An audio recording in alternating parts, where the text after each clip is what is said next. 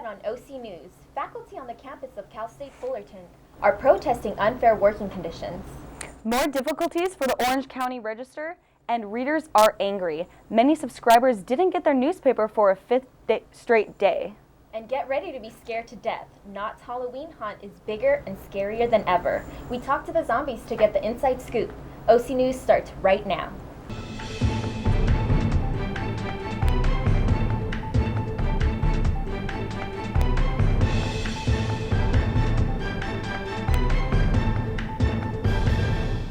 Good afternoon and welcome to OC News. I am your host, Shayna Vidal. And I'm Maria Zamudio. OC News is brought to you by the broadcast journalism students at Cal State Fullerton.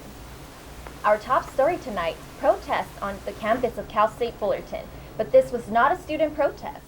Faculty stepped out on the quad to call attention to what they are calling unfair working conditions. This comes as professors throughout the CSU system are negotiating a new contract. OC News reporter Christina Rasband is in the studio with the story. Christina? California Faculty Association assembled to inform passerbys of their concerns. People of all different ages gathered around noon and held signs that expressed their grievances with the current contracts. What do we want? Fair contract! When do we want it? Now! What do we want? Fair contract! When do we want it? Now! Teaching conditions are learning conditions.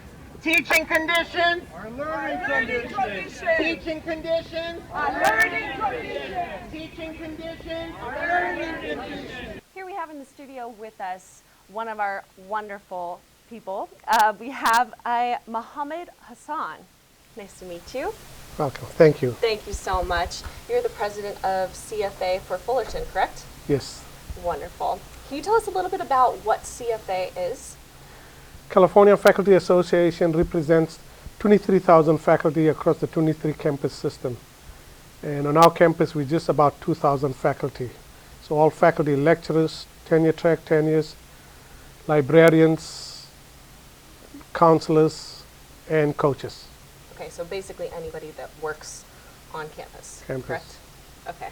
So as we just saw, there was a protest today on campus. How long have you been preparing for the protest? We prepared for this October 8th protest about 6 weeks ago. Today, October 8th, marks the 100th day since our last contract expired. So our current contract expired on June 30th, 2014. Our bargaining team has been negotiating with the Chancellor's office since December of 2013. Wow. So they've been bargaining for a good 10 months. Well, I'm glad to say they're pretty close to it. Hopefully they'll finalize the contract on Monday and Tuesday, 13th and 14th, they're meeting. Now, I saw on the website there's 100, it's a 100-day contract, 100 videos for a fair contract. What is a fair contract to you? Fair contract to us is fair working conditions, most important salaries and workload for faculty members. Those are two very important issues. We've been without any salary increases for the last 6 years. Our last salary increase was June 30th, 2008. We've not had any salary increases for 6 years. And therefore, we are negotiating salaries. The Chancellor's office, the Chancellor has offered 7% salary increases over the next 3 years. We think that it should be 10% for the next 3 years, 1% more each year. Oh, you're putting in all the time and effort. You And should also be- for the last 6 years, we've had nothing. Oh, wow. Yeah, no salary increases. So what are the details of the petition to President Garcia for faculty working conditions? Well, the Chancellor's office says that, well, I'll offer you 3% this year, 2% next year, and 2% the following year. Mm-hmm. And we said it should be 4%, 3%, 3%. Where does the 1% extra come from? The campuses, because the campuses contributed partly to this problem that we have today. And therefore, we're calling upon President Garcia and every other campus president to help the Chancellor's office contribute towards it. Interesting. So what exactly is your plan going forward in the future? Well, we are optimistic that Monday and Tuesday, 13th and 14th, there will be a tentative agreement. So then we have achieved our objective. If we do not get an agreement, then we'll have to work out further labor actions. Are you going to do another protest if it doesn't go through, or? Well, maybe more than a protest if it doesn't go through. Last time round, about 4 years ago, we actually had two campuses, one in the north, one in the south, where we closed it down for a day. Dominguez Hill down here and East Bay in the north. Wow. So we had rolling strikes on different campuses. That's one of the possibilities. But we are fairly optimistic that it should not be necessary to go that route. Well, one more question. How will fair contracts help out students of Cal State Fullerton? Okay. Class sizes are very important. We got this mega section of 250 students. We want that to be reduced, or if you got 250 students, the professor gets more credit for a number of units. A typical class is 3 units. At the moment, for 250 students, they give you 6 units. So with the very large class sizes, faculty members like in the business school that I am in, they don't have time to grade the exams, so they set multiple choice exams. And the business community complains that the students' writing skills have deteriorated. So our slogan is, faculty working conditions are students' learning conditions. There's a direct link between that. Wow. When I joined here 27 years ago, our class sizes were 30 to 35 students. Today it's 45 students for the advanced classes. Wow. Well, hopefully the fair contracts will get in place and everything will be good for us, good right? For everybody, for students everybody. And so forth, Yes. Well, thank you so much for your time. Thank you really for giving me the appreciate it. opportunity. Thank you. For the 5th straight day, Orange County Register subscribers throughout the region have gone without their papers. Kelsey Tyne has more on the story. The Orange County Register cut ties with the Times delivery service that has resulted in thousands of customers not receiving their morning paper. With $3.5 million being owed, the Times notified the Register they were in default in September. Customer service has received nearly 30,000 calls, while the Register's Facebook page has been the outlet for many readers to share their frustration. The page's likes have dropped by 3,000 since the delay in deliveries. It really has, benefited me greatly. So I've always believed in that, and I can't tell you how many different articles I read in the Register that I made some change in my plans or some change in what I owned or change in, what kind of investments I had that has kept me out of trouble. The Register moved up printing by 2 hours to 9 p.m. to give its new carriers enough time to deliver papers, but having to push certain sections by a day because of the earlier printing time. I don't know. I'm pretty fed up as it is right now. If there was a way I could call them up and tell them to cancel my auto payment, I would do that right now. I would pay them on a one-time basis. With hundreds of customers threatening to cancel their subscriptions and some even going as far as posting their account numbers on Facebook, customer service representatives are asking people for their patience during this transitional period and are letting people know it may take up to 2 weeks for delivery to resume as normal. For OC News, I'm Kelsey Tyne. States died this morning in a Texas hospital. Here is CNN with the story.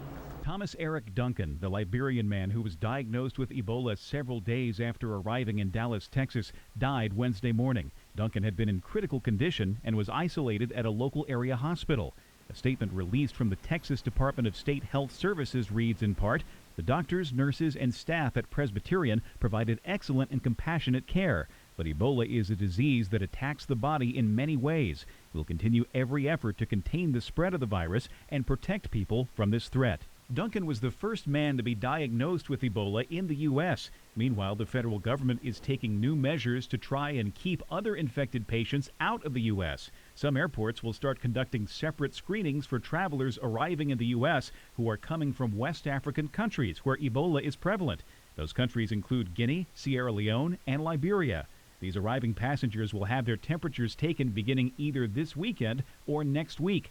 But the White House insists the best screening takes place before a plane lands on U.S. soil. Preventing individuals who are already exhibiting symptoms of Ebola from boarding a plane in the first place is the most effective measure that will counter and has countered the spread of Ebola.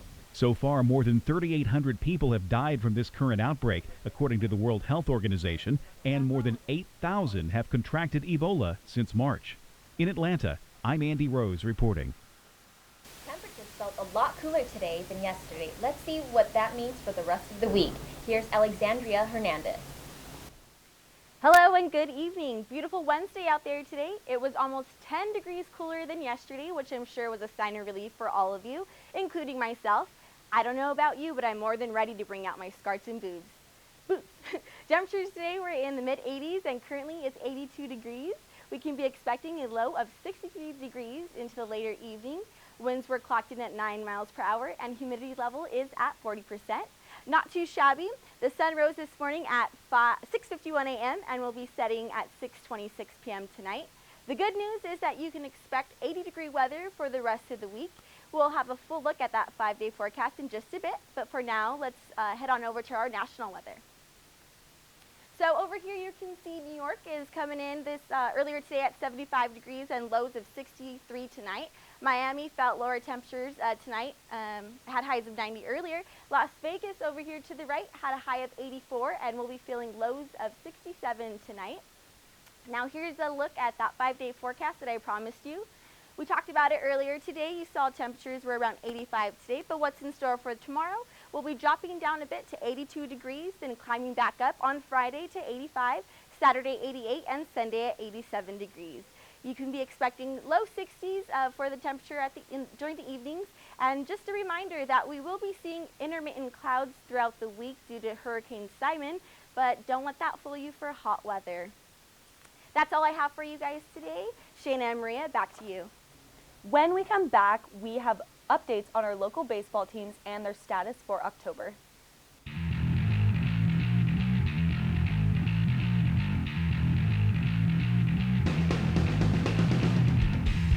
Titan Radio is Cal State Fullerton's own radio station located in the basement of Pollock Library.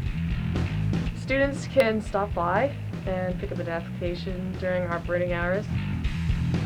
Anyone who has a computer and internet can listen to us www.titanradio.org. A lot of people who want to pursue TV and film usually start out in radio, so it's always a great opportunity.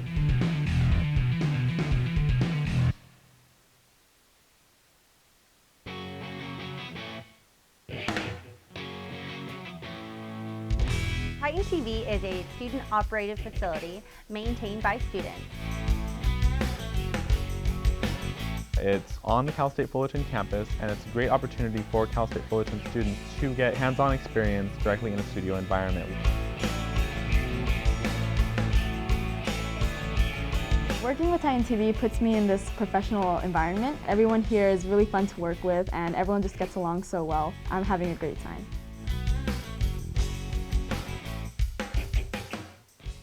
A somber week for LA and OC sports and conference play opened for CSUF athletics. Let's go to Steve Granado with the latest. Well, it sure was rough for LA and OC sports this week, but let's first recap some Cal State Fullerton soccer. Well, the winning streak eventually had to end. After 4 straight victories, men's soccer has dropped their last 2 games to begin conference play.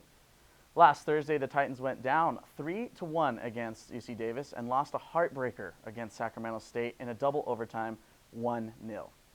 Sacramento's Chindam Mez had the golden goal in the 105th minute of double overtime.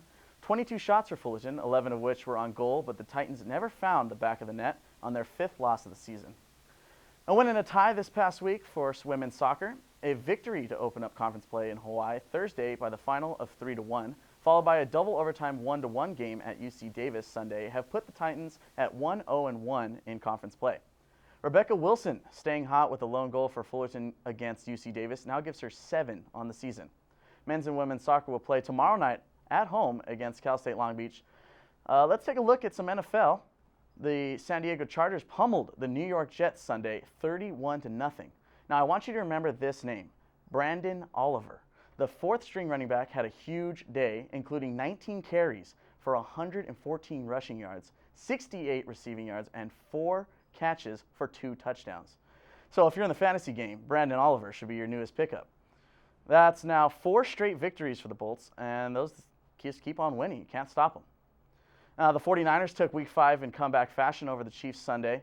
Kansas City's offense was shut down in the second half by the Niners defense, only allowing the Chiefs 5 possessions and not converting a single 3rd down. The 49ers were much more disciplined this week, only taking 2 penalties. Frank Gore had 18 carries for 107 rushing yards, 22-17 the final at Levi's Stadium. Now, as I mentioned earlier, it's been a rough past few days for Southern California sports fans. First, on Sunday, Mike Trout's solo homer in the first inning wasn't enough as the Los Angeles Angels fell to the Kansas City Royals in Game 3 of the ALDS, which eliminated the Halos from the 2014 postseason. The Angels' offense disappeared in the quick series, managing only 6 runs in those 3 games. The Royals have to move on to face the Baltimore Orioles in the American League Championship Series. Now, last night, the Los Angeles Dodgers suffered the same fate. Clayton Kershaw on the mound for Game 4, it wasn't enough for the late innings heroics from Cardinals first baseman Matt Adams. The boys in blue will have to watch the National League Championship Series from home as the Cardinals go on to face the San Francisco Giants. Certainly not getting any easier for Dodgers fans. But hey, on the bright side, hockey season begins tonight. The 2014 Stanley Cup champion Los Angeles Kings begin their quest for the Cup to defend their Cup, going after 5-2 in preseason play. Their season begins tonight at 7 p.m. in San Jose as the Kings face the Sharks on NBC Sports. And the Anaheim Ducks are also set to begin their season. Anaheim will begin regular season play tomorrow at 4 p.m. to face the Penguins in Pittsburgh. The Ducks recently named Corey Perry, as you see here, and Francois Beauchemin assistant captains after former alternates Saku Koivu and Teemu Selanne retired after the end of last season. Ryan Getzlaf and the Ducks will look to bounce back after being knocked out of the playoffs prematurely last season. That's all I got for sports this week. Back and over to Shayna and Maria. Thanks, Steve. We're very excited for the upcoming Titan Athletics. Coming up after the break, we have the latest on your favorite celebrities becoming parents.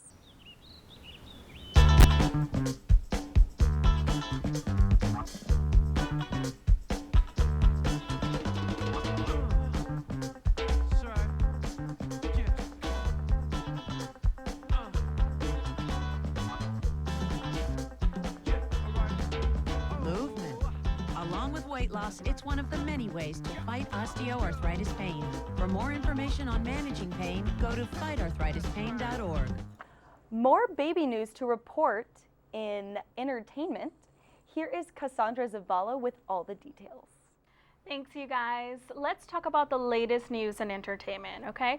Mila Kunis and Ashton Kutcher finally confirmed the birth and the name of their baby girl. Wyatt Isabel Kutcher, little Wyatt, is now a week old and trending on social media. The proud father shared the news on his A+ website, writing, "Mila and I would like to welcome Wyatt Isabel Kutcher to the world. May your life be filled with wonder, love, laughter, health, happiness, curiosity, and privacy. Can you guess which one is ours, or does it really matter? All babies are cute." In other baby news, Ryan Reynolds and Blake Lively are going to be parents. Yes, the former Gossip Girl star shared the news on her website, preserve.us, with this picture. Oh, look at that, so precious. Congrats, you two, from OC News. Moving on to local news, the voice coach Gwen Stefani was spotted at Disneyland Monday. Her family was celebrating her birthday. She turned 45 years old over the weekend. Happy belated birthday, Gwen. Also this week, Amanda Bynes is making headlines. The actress was spotted in New York last we knew. The 28-year-old was attending FITM at the Orange County campus. She did speak out on Twitter for the first time in 5 months. Amanda tweeted, "I'm transferring to NYU or Columbia from FITM to study psychology. So you'll see me in New York if you live here, but I hate stalkers." We see London, we see France, we see Jennifer Garner's Spanx while posing for pictures at the Alexander and the terrible, horrible, and good, very bad movie. Talk about a mouthful, right? Jennifer Garner dress flew up exposing her Spanx. The 42-year-old simply laughed it off and went on to do more interviews. It happens, right? What can I say? We've seen it happen to Selena Gomez, Taylor Swift, and even Kim Kardashian, and now Jennifer Garner. The movie, also starring Steve Carell, is in theaters this Friday. Well, that pretty much wraps it for me and the latest entertainment news. I'm Cassandra Zavala, sending it back to you in the studio. He is Sofia Guerrero with the story.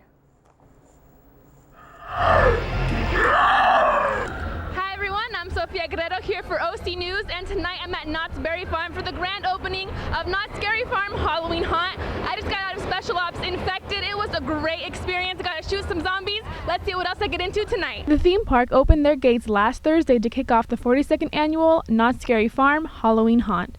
The park is filled with monsters, ghosts, skeletons, witches, creepers, evil clowns, you name it. All are prepared to make you scream. These monsters are specifically trained at Scare School weeks before the opening, where they learn the techniques of how to make guests' hair stand on end. There are 2 spooktacular shows such as The Hanging and Elvira's Big Top, where Cassandra Peterson herself proves that she still remains mistress of the dark. There are 9 terrifying mazes, and if you want to skip the lines, there is a Fright Lane Pass that gives you priority access to the mazes. The Skeleton Key, which is included with purchase of a Fright Lane Pass, unlocks a secret extra room inside of 5 mazes. So tonight I've seen witches, clowns, werewolves, ghosts, and not only is there certain scare zones in the park, the entire park is a scare zone. Knott's Scary Farm will be open until November 1st, Thursday, Friday, Saturday, and Sunday, so come on by and get scared. Like me. For OC News, I'm Sofia Guerrero. I just love Halloween Haunt. Sophia joins us via Skype to give us more details. Sophia, what was the scariest part for you? The scariest part for me was seeing like the monsters coming at me, not in the mazes, but just walking around the park, because you don't know when they're gonna pop out at you. So in the mazes, you're kind of like knowing they're gonna come out somewhere, but when you're just walking around, like talking to your friends, they pop out in front of you or behind you, that's the scariest part. That's actually very scary. What's new this year? So this year they have a new attraction called Infected, and it's like this like special ops kind of game where you have a gun, and it's like a laser tag gun, and you go around hunting zombies, and you're carrying this gun, it's heavy, and they put you in teams, and you just hunt zombies, and it's really cool. Awesome. So how do I go about being a scary person for next year? So usually they have auditions to be a monster either in the mazes or just walking around the park in August. You can go on to like knottsberryfarm.com, look under the jobs section, and they'll have all the information on how to do it. So they actually have to go to like a...